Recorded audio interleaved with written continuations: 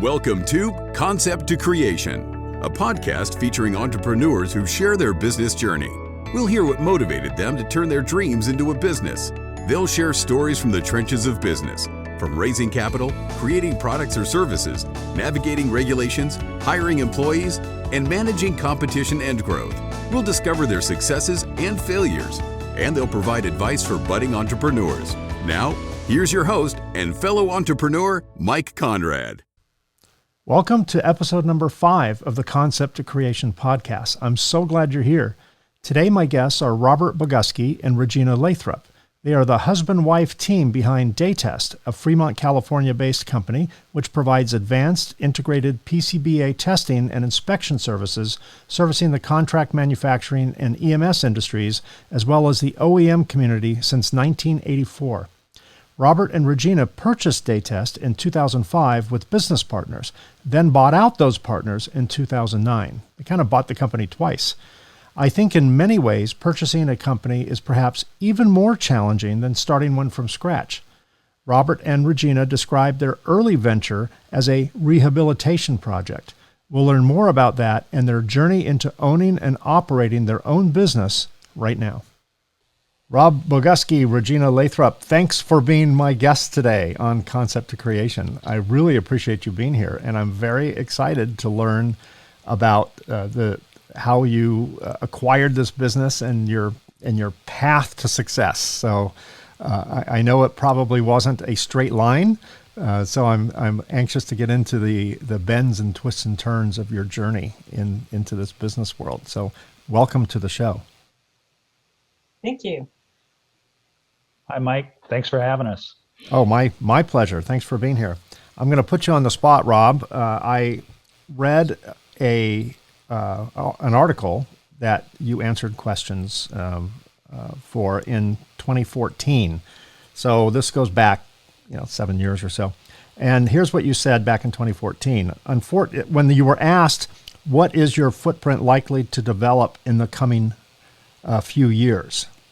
And your answer was, unfortunately, my crystal ball is in the shop this week, but I will hazard to guess and say that 5 years from now, we'll be doing amazing things and we can barely conceive of today. Hopefully, we will also be having fun doing them and delivering new value to our valued customers. Now, that was 7 years ago. And this is probably a better question for the end of the interview, but we'll start off with this and then we'll kind of work backwards. Was your crystal ball that was in the shop still accurate? Are you having fun and are you doing amazing things all these years later? Actually, the crystal ball was still under warranty and working as advertised. Interesting things have happened. I'll leave it to others to judge whether they're amazing, but certainly we are doing a wider variety of things now than when we first started out on this journey in 2009. Newer things, newer markets, new applications, some things that 10, 11, 12 years ago I wouldn't have imagined we would be doing that we're doing now.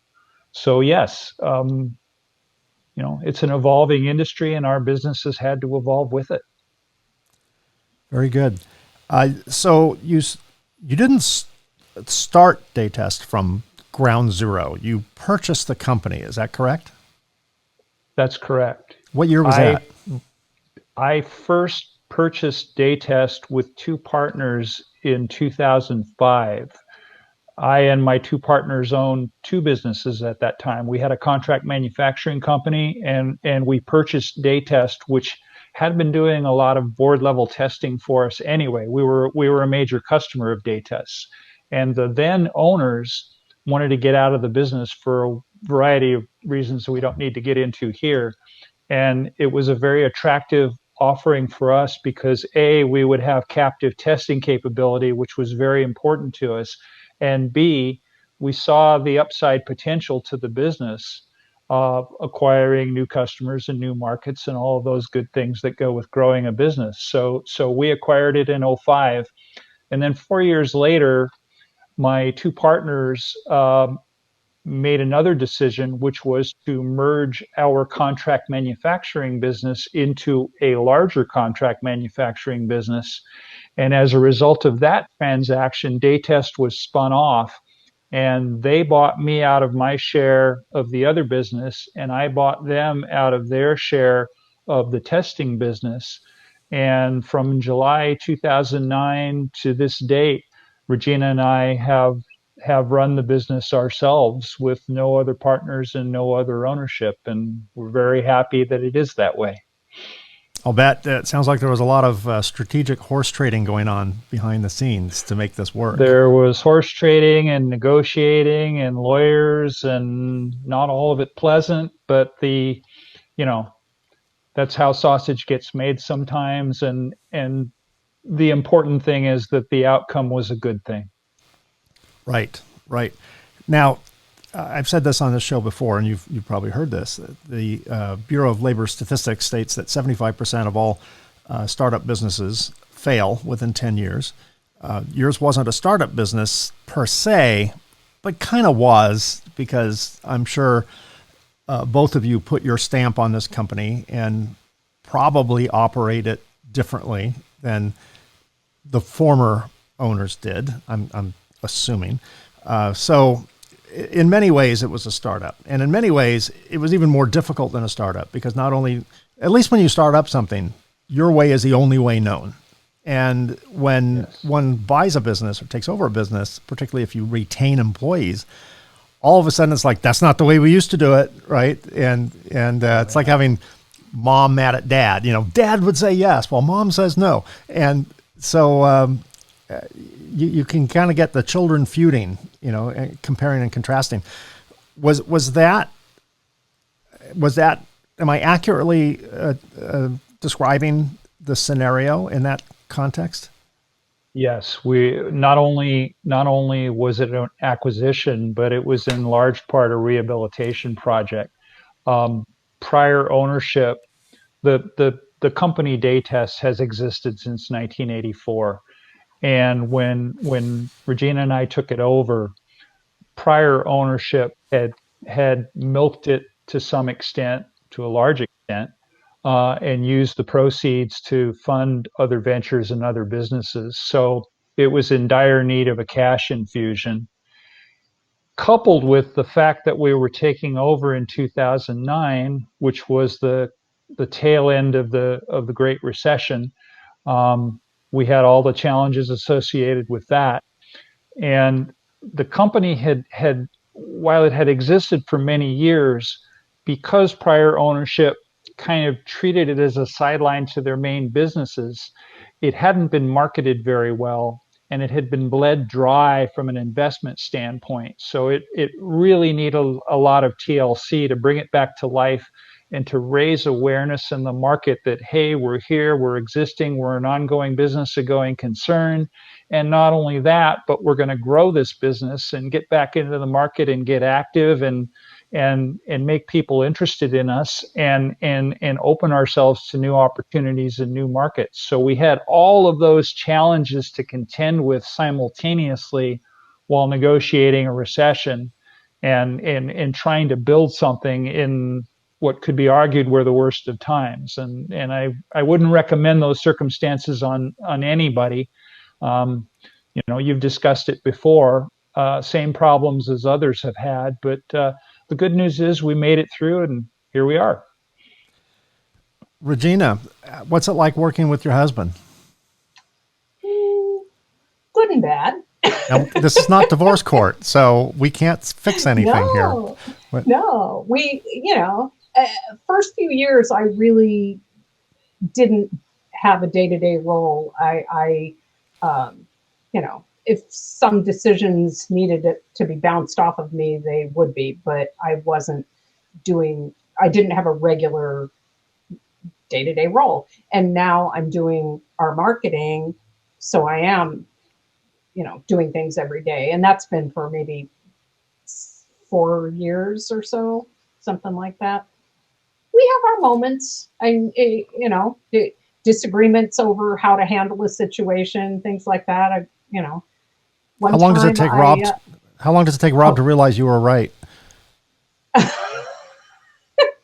It depends on the situation. Right. The I used to worst work one with was, my wife. Sorry, I used to work with my wife, Oh. which is why I enjoy asking this question, because I was in the same exact situation. And depending upon who tells the story, I either fired her or she stormed off and quit. And there's a little bit of truth to both of that. But we've been married 40 years this year. So, the marriage is strong. And I think part of the reason the marriage is strong is because we both realized it's difficult to work with each other. We're both very type A.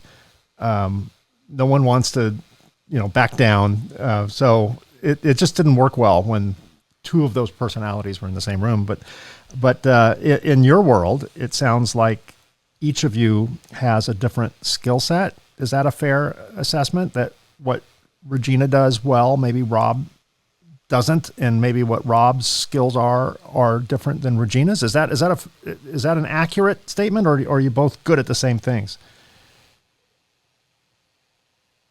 You want to take a crack at that? Yeah, well, I mean, I think we have some overlap.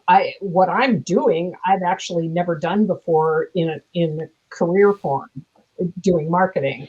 My background is in accounting and finance, and in software support for financial software. So totally different. But and I'm doing some little accounting audit stuff here and there for Datest. But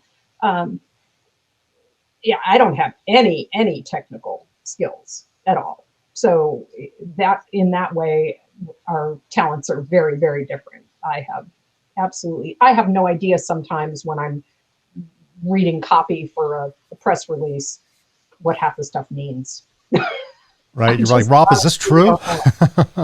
I mean, and sometimes if I'm listening to something, it's like Charlie Brown's teacher, wah, wah, wah, wah, wah. Right. Exactly. It's the phone on Charlie Brown. Right. Wah, wah, wah. Often we'll be at trade shows, and the two of us will be the sales force manning the table, so to speak. And I'll have to get up and go visit a colleague or go to the bathroom, and inevitably somebody shows up at our table while I'm away.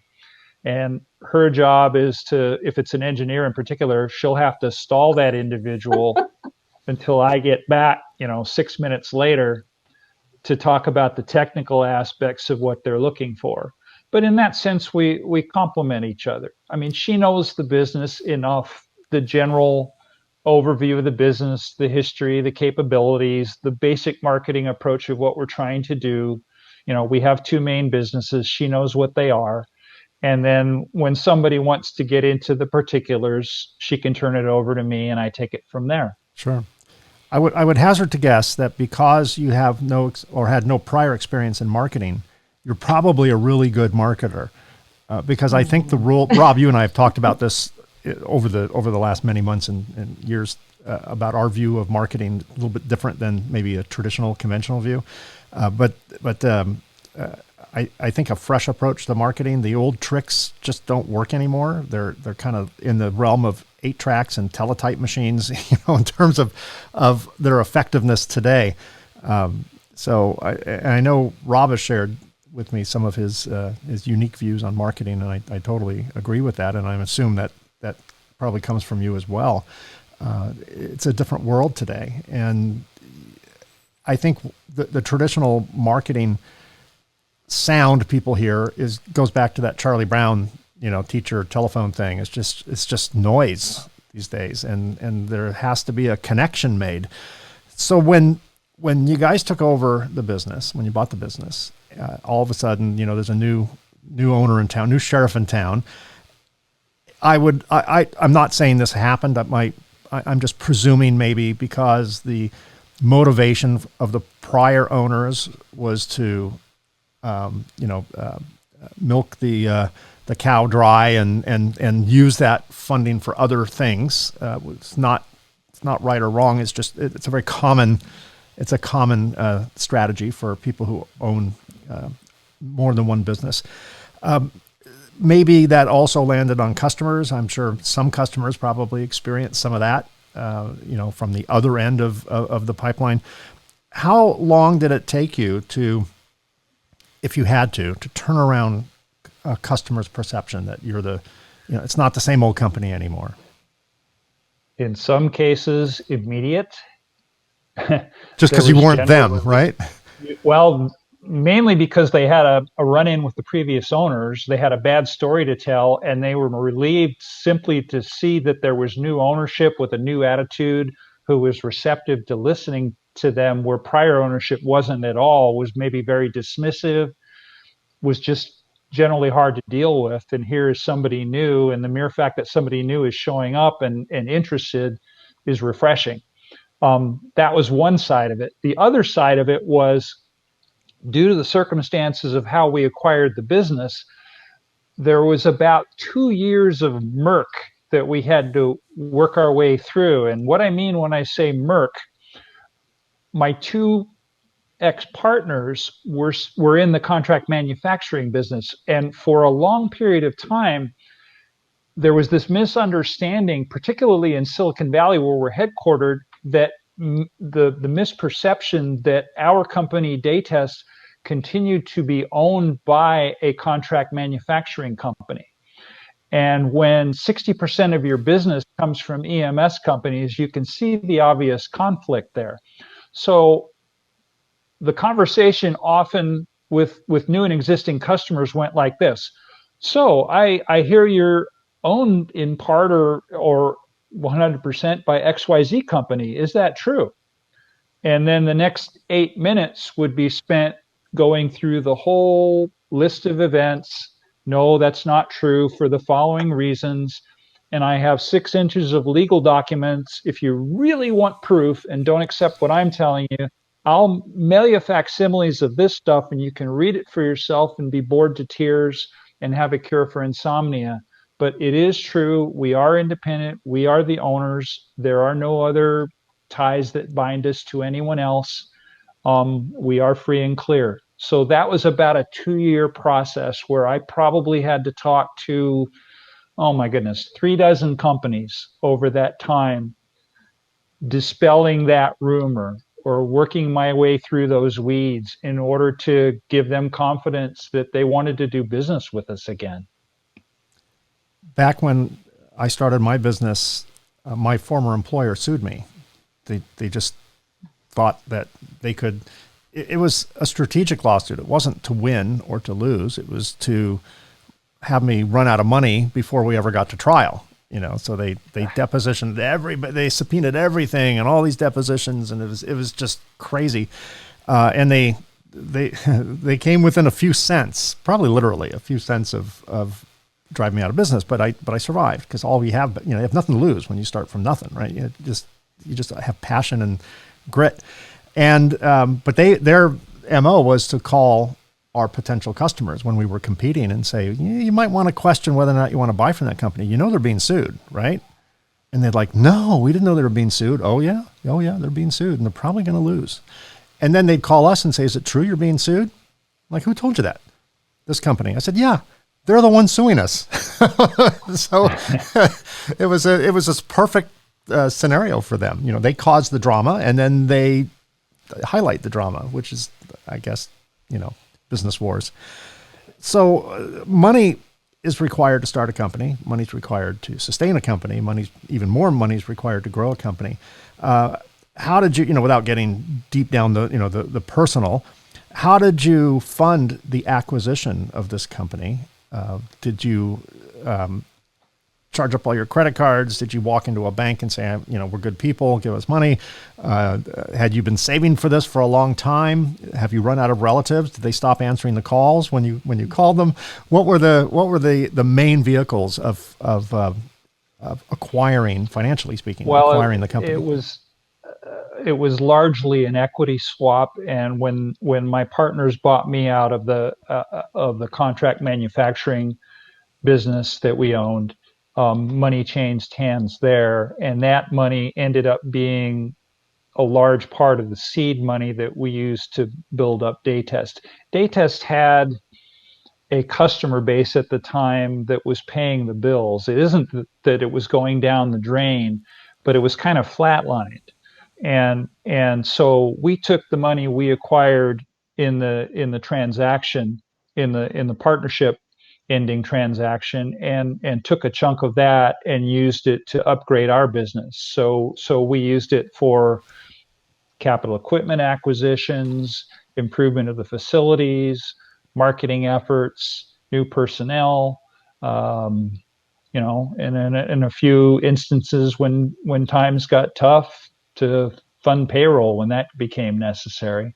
All the things you need to do to keep a business going.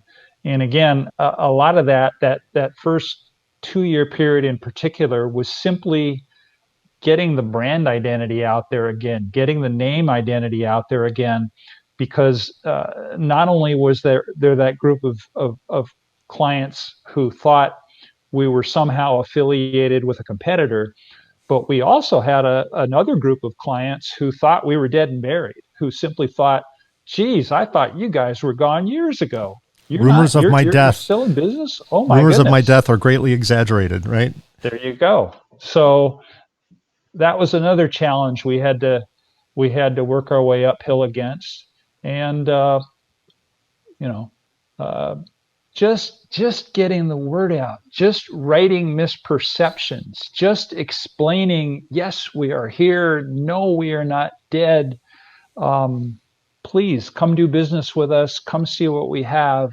That was a full-time job for those 2 years. And that's unique to acquiring a business. When you start a business from scratch, no one's thinking you're dead. No one's thinking you're owned by somebody else. You don't have any reputation. In fact, your reputation is that you don't have a reputation, which is scary enough for people. But if you had a reputation that was confrontational, it is, I think, like a giant battleship trying to slow it down, turn it around, change direction. There's so much inertia in your reputation. I think that inertia is really hard to slow down and go the other direction. I think that's a lot more challenging than starting something from scratch where there's zero reputation. So that's certainly a challenge. And inevitably, you would come through. You would resurrect skeletons of the past. You'd call on some customer who got upset about something a previous owner said 13 years ago, and they've borne that grudge all through the years, and they're just waiting for that day when you show up penitentially at their door, and it gives them the therapeutic opportunity to just lay it on you and let them have it. And all you can do in that circumstance is let them talk, get it out, and when they're done, you say, okay, I'm sorry. We had no control over that. Apologize that happened, but here we are. It's a new day. Let's talk. And some do, some don't. Yeah, some just wait for the moment. That's their therapy moment. And it's like walking through a field of landmines in the dark. Yep. You don't know you stepped on one until you stepped on one. Yeah, the other challenge we had in those early days that we inherited was we were largely dependent on a handful of customers. Early on, in fact, our largest customer was 60% of our revenue, which is a big problem. That's a concentration, as the banks would call it. That was an immediate problem.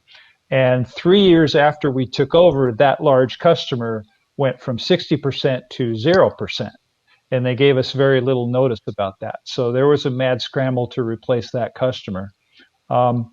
Fortunately, that is no longer the case due to the nature of the work we do. We have literally hundreds of customers now, and we actually have a KPI built into our quality management system that no one customer will be more than 10 to 15% of our business revenue-wise at any given time.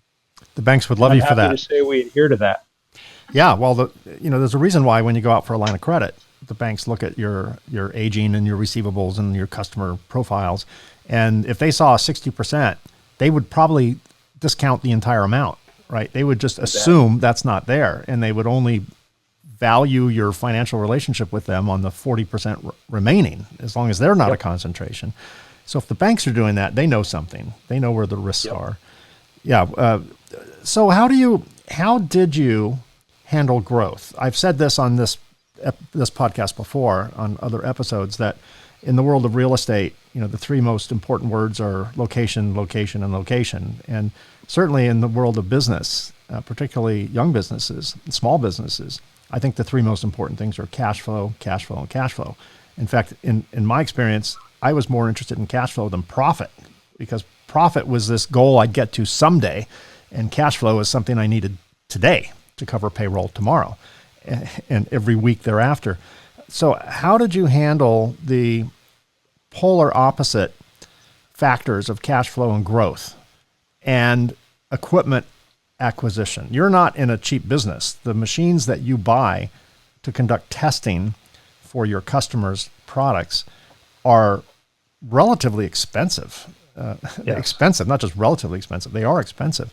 So how were you able to manage growth, which costs money, equipment acquisition, which costs money, and cash flow? Well, a couple ways. For a small business, we're pretty sophisticated in our budgeting.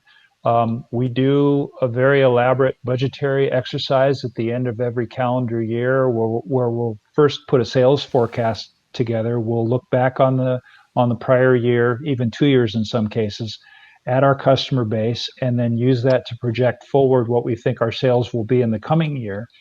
And then we take those raw numbers and we'll construct kind of a middle of the road scenario, a conservative scenario, and a rosy scenario, kind of a shoot out the lights scenario if all green lights are hit.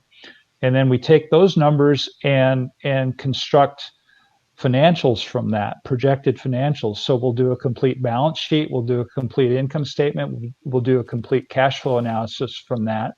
And that becomes the basis for our planning for the year ahead. What equipment can we acquire? What new services should we offer? What personnel needs are there going to eventuate to support all of those services? And that enables us to then plan and accommodate growth. And we'll look at, the 5% scenario, the 10% scenario, the lucky scenario, 30, 40%, whatever the number happens to be. And we do our best to plan from that. Do we hit it on the nose every time? Of course not. But at least it gives us a means of thinking our way through the various problems that we think are going to present themselves in the next year.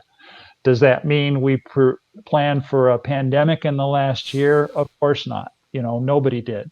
It all hit us out of the blue. But we were able to navigate it because we have some of these tools in place. And the other thing that we do is we're pretty careful in how we vet new customers. We try to ascertain what they want, when they want it, and just as importantly, how sophisticated they are. Test engineering is a very technical business. It's not a matter of just popping out widgets. You have to know what the customer wants, and just as importantly, what it's going to cost, and they know what it's going to cost. And if they don't have a realistic appreciation of what a test project is going to cost, then oftentimes you have to be rather ruthless and say, I'm sorry, I don't think we can help you here, and maybe this isn't the best use either of our time or of your time, and maybe this project you have in mind just isn't going to work out this time, and we'll have to take a pass on it. So that's a long roundabout way of saying it's often just as important to say no as it is to say yes. And can I add a little bit in terms of, Please, our, for some equipment purchases, we used money we had in the bank. We have accessed lines of credit for, with the bank who like what we're doing for other equipment purchases. We've had a form of partnership with one piece of equipment, and we have also been a demo site. So we work with the manufacturer of the equipment and say, if you put it on our floor, we use it, but you can have your Northern California customers or potential equipment purchasers come and watch it work. That's So, good. We've done the same thing. That's a good use of putting your hard-earned reputation, leveraging your hard-earned reputation, right? If you didn't have a good reputation with your clients, the last thing they would want to do is give you equipment because they don't want to be associated with you. So that's actually a kind of a badge of honor that they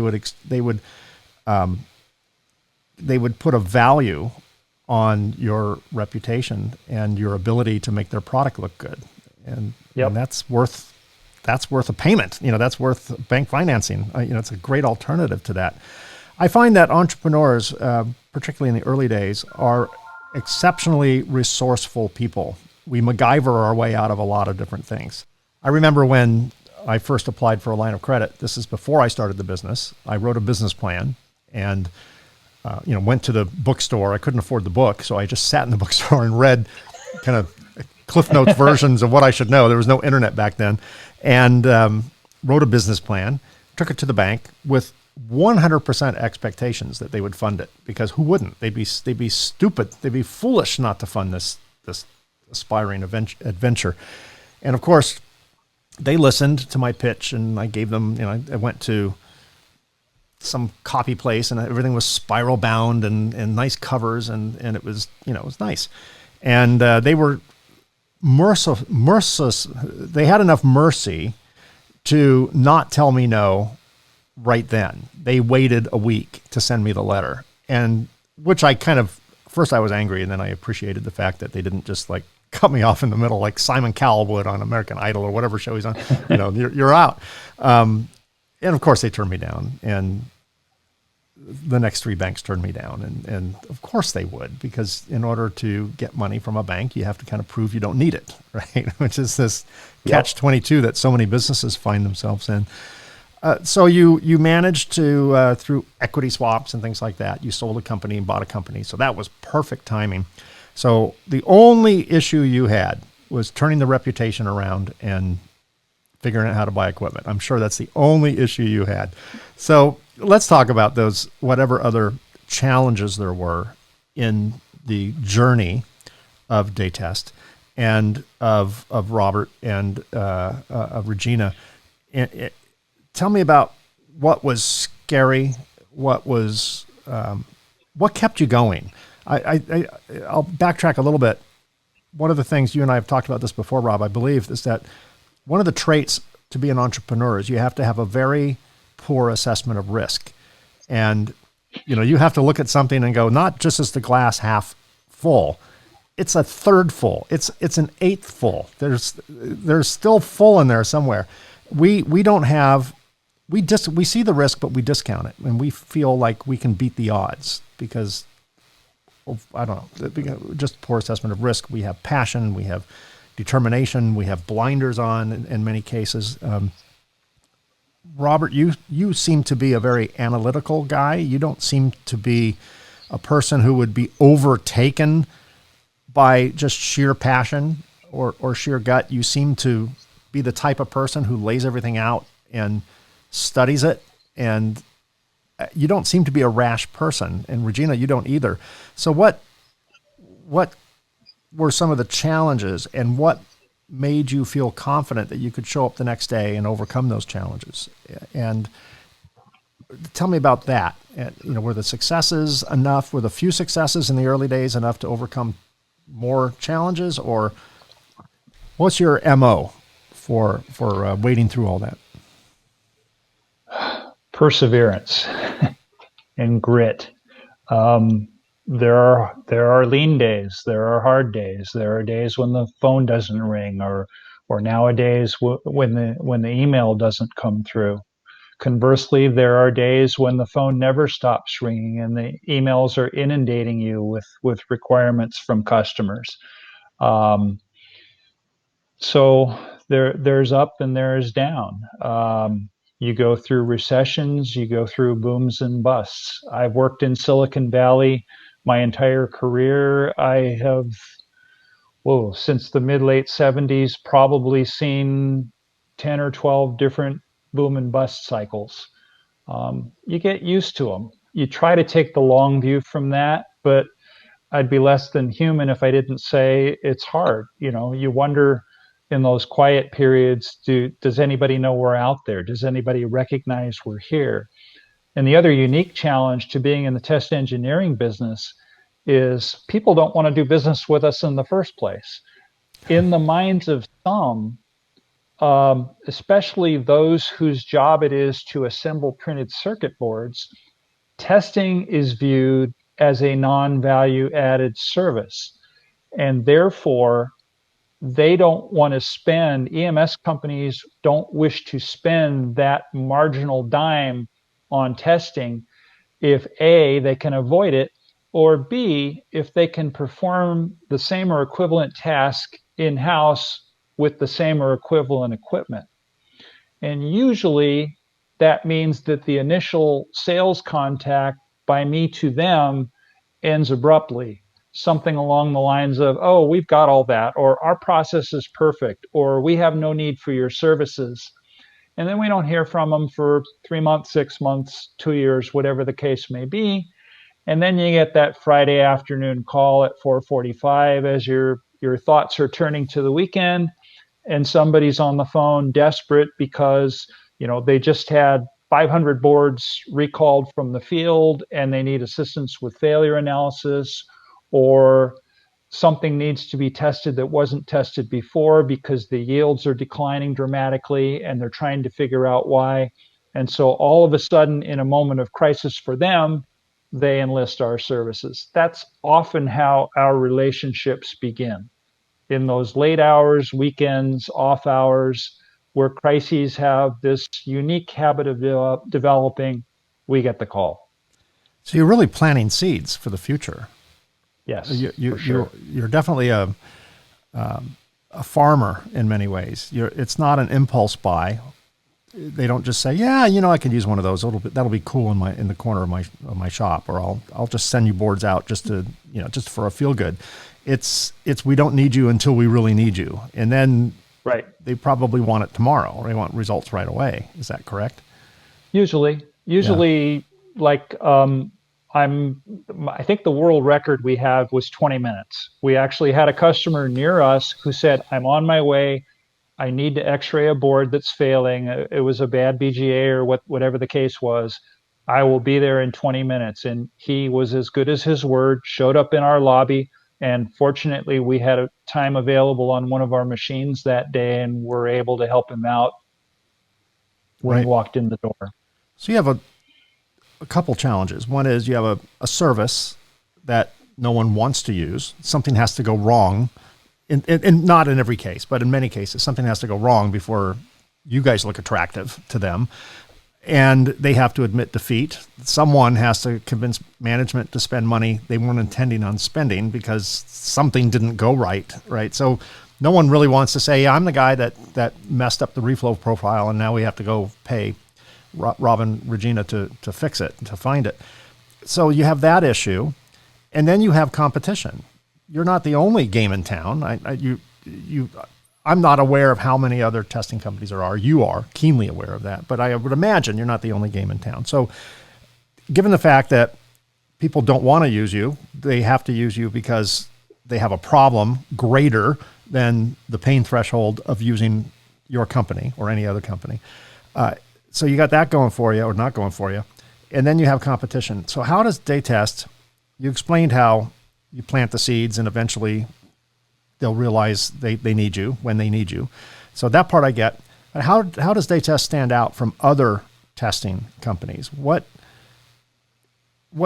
perception do you leave when you're planting those seeds that would make them call you rather than half a dozen other companies that they could also call? What makes you stand out in your field? The short answer is the wide variety of our services. We have a very large suite of services covered under two businesses. Our original business, which is test engineering and testing of printed circuit board assemblies, our first business. When we opened our doors in 1984, that's what we did. In those days, it was exclusively in-circuit testing. And then along the lines, we added other capabilities, flying probe, boundary scan, AXI, and so forth.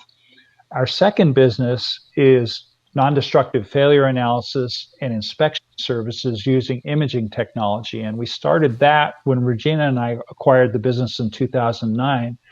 We bought our first AXI system then, and we've added 3 other X-ray systems since then. And that second business grew out of the first business. The first business, we would develop a program, design the hardware, test the board would pass or it would fail. If it failed, initially or originally, we'd give the board back to the customer and say, okay, you gave us 100, 92 passed, 8 failed, here are your 8 failures. Well, customers would press the issue and say, okay, we have 8 failures. Why did they fail? Tell us why they failed. From that was the seed for the failure analysis business, where we acquired instruments and tools, very expensive instruments and tools, to enable us to look deeper on those failed boards and say, oh, they failed at this pin on this BGA because there was a crack in the solder, because there was a head and pillow defect here, because the voids exceeded IPC specs, whatever. We were then able to tell the customer in greater depth, you have these failures for these reasons, go back and correct your process. We've Paretoized them for you. You can implement this data that we have for you in your process and eventually work ourselves out of a job, because you'll get 100 out of 100 boards on your next production pass, or maybe after several iterations, and then you move on to the next revision of the board. From that, word gets around. When you tell people you have 4 X-ray and CT scanning systems, word gets around to engineers far and wide. Hey, send boards to these guys. And what began to happen after a period of time was we would just get suspect boards showing up to be X-rayed, to be CT scanned, and they wouldn't even go to the test engineering business. Somebody else was doing the testing. Somebody else was doing the manufacturing. We would get them in extremis where they were desperate to figure out what was wrong. And so we would provide that service on a short-term basis, and we built them up, and you acquire businesses, you acquire business that way, and you also acquire confidence from those customers who like what you do. You bailed them out of a problem, and they have friends, they have colleagues, and so word spreads to them. The whole network effect does its magic, and referrals work that way. Yeah, very good. And we also Regina. have very quick turnaround with, we can usually turn a project around with great haste, and that's something that some other companies can't do. So, right, a little bit more nimble. Our MO of a customer is an engineer with a problem with a limited amount of time. Usually, a management at his or her company is coming down on him or her, saying, "Solve this. Our quarterly numbers depend on it. Lots of money is riding on it. Lots of prestige is riding on it." So the pressure to provide an answer is considerable. I would imagine. Yes, absolutely. What, Regina and Rob, what skills do you think you possess today, business-wise, that you did not possess when you first acquired Datest? All these years later, what have you learned to do that maybe you didn't come naturally before? I can say marketing, absolutely, because that was just diving into a complete unknown territory. I had never done anything with press releases or, setting up a website or how do you put together an ad for a magazine or, anything like that. That is completely new to me. So. And how did you acquire those skills? Is this something you just looked at and thought that this is the way I think it should be done, or did you look at other companies as a guideline, or did someone teach you, or how did that skill come to you? We decided that I would get involved in doing it, and then it was just a matter of, what looks right, what doesn't. We have a PR firm, and so I could, ask for their help with, they're the ones who have the graphic designer, for example, to put together something. So I would get the concept, bounce it off of my husband, And then, okay, this sounds pretty good. Maybe bounce it off of our office manager too, or something like that. And okay, then I'll go to the PR firm and see if they can get the technical person to put this together. She's selling herself short, Mike. She actually, in an earlier career, worked in the brand identity business. She worked for a company in San Francisco that did brand identity and product placement. So while she was more in accounting and finance, she at least saw the activities going on every day, and she has some notion of, what raises the profile of a product, what works, what doesn't, that sort of thing. And we, fortunately, in we're not quite as long married as you, but 38 years is pretty close. And so we both have a notion of it's a rounding error. What we it's like, the same. And yeah, it's a rounding error. Serendipitously, our tastes tend to be quite similar, and so we often look at things the same way, and approaching it with fresh eyes, not being professionally trained in marketing, we can also ask uncomfortable questions that maybe somebody with a marketing degree might not ask. And so our ads tend to be a little quirkier, a little more different, maybe less on the technical specs and more on the here's what we can produce for graphic effect. And to the extent that works, we're happy that we do it that way. Excellent. 2 more questions, and then we'll let you go back to running your business. So, Rob, you spend a lot of your time in volunteering for SMTA. You're on the global board of directors, and I know it firsthand because I also am on the same board of directors, and I see you're busier than I am on it, and you're involved in so many different things and chairing different activities and hosting online meetings for various things. What causes you to have a full-time and a half job running a business, which we know doesn't start at 9 and end at 5? And what makes you say, I want to give back more? I want to do this part for free. What's the motivation to be involved in our trade association the way you are? Well, there are altruistic reasons and there are selfish reasons. Selfishly, we get involved, our business is involved because we want to find new customers and new applications for what we do. Altruistically, we believe in the industry. I've worked in it my entire adult life. I've actually worked in the electronic packaging industry in one form or another since I was 16 years old, and I'm 62 years old now.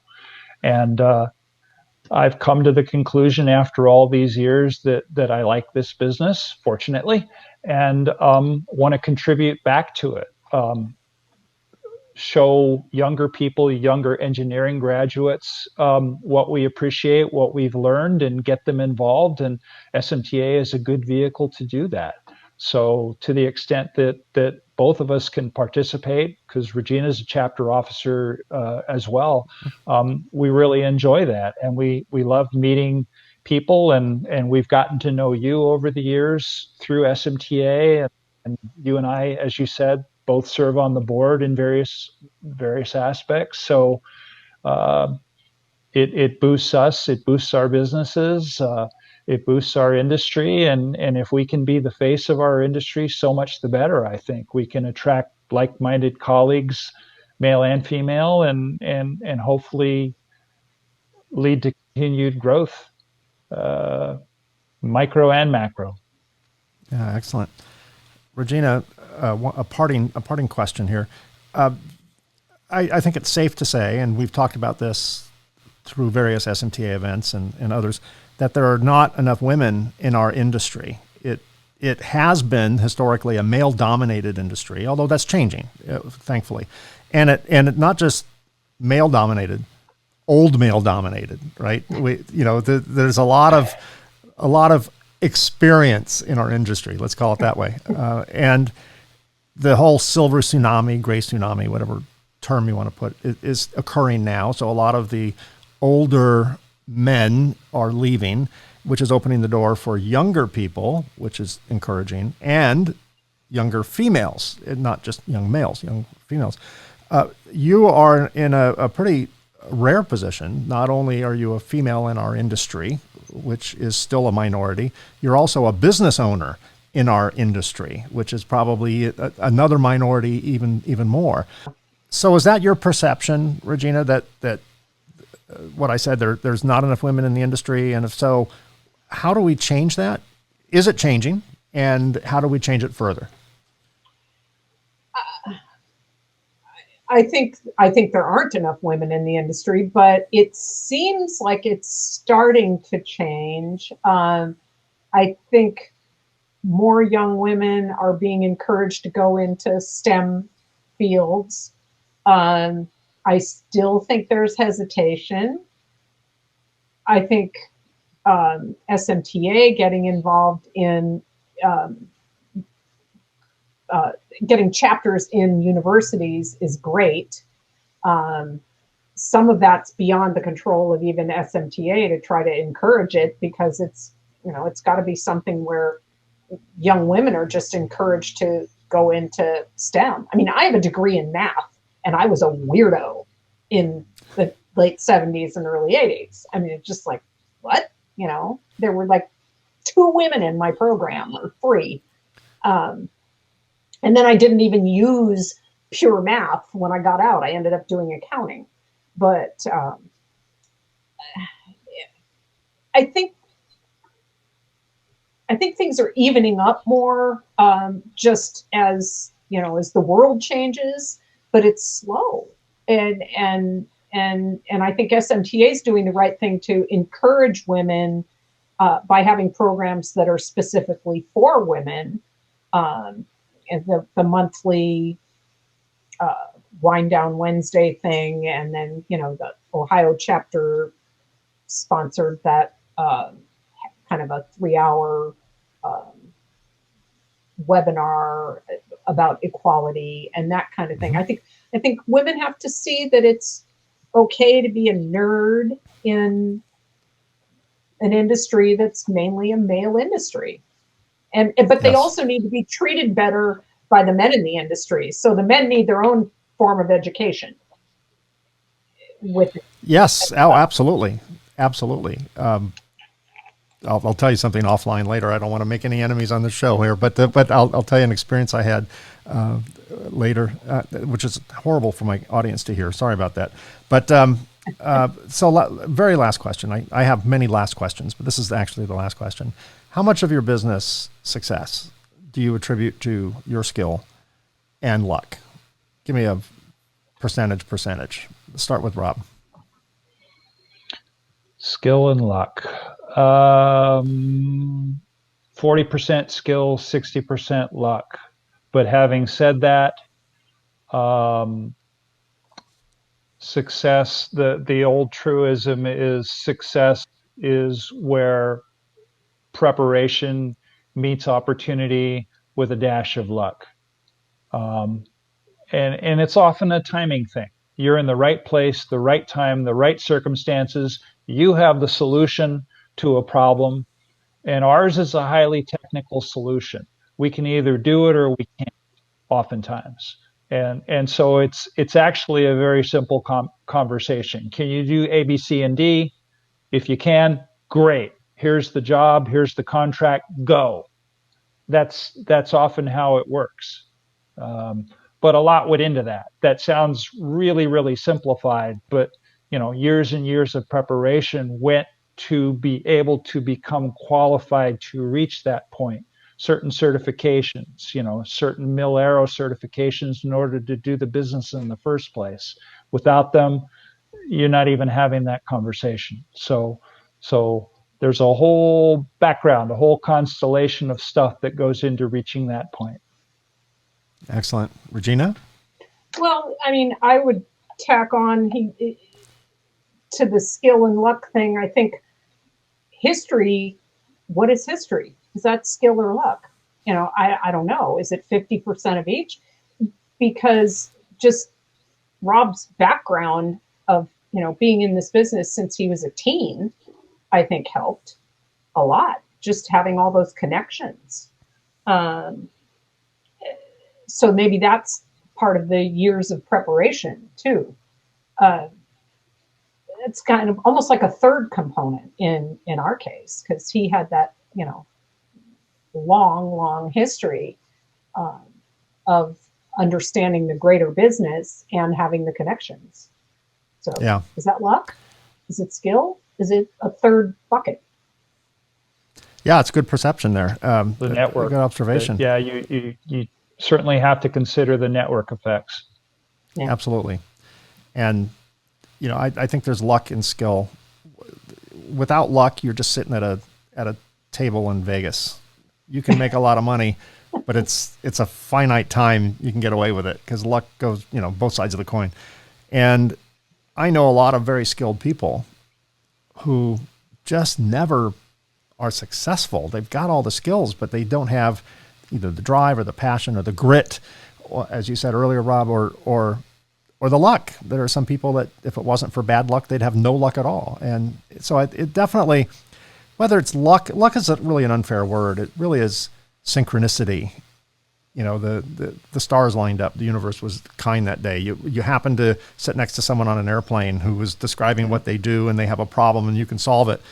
Those are the synchronistic, lucky kind of things. I don't think any business survives on luck. As I said, it benefits from it, and is hurt by it sometimes. But certainly it comes down to the skill and the passion of the operators. Eventually, you have to have a track record Right. for that word to get around. And if that word doesn't get around, then you don't have a track record. So it's kind of a feedback loop.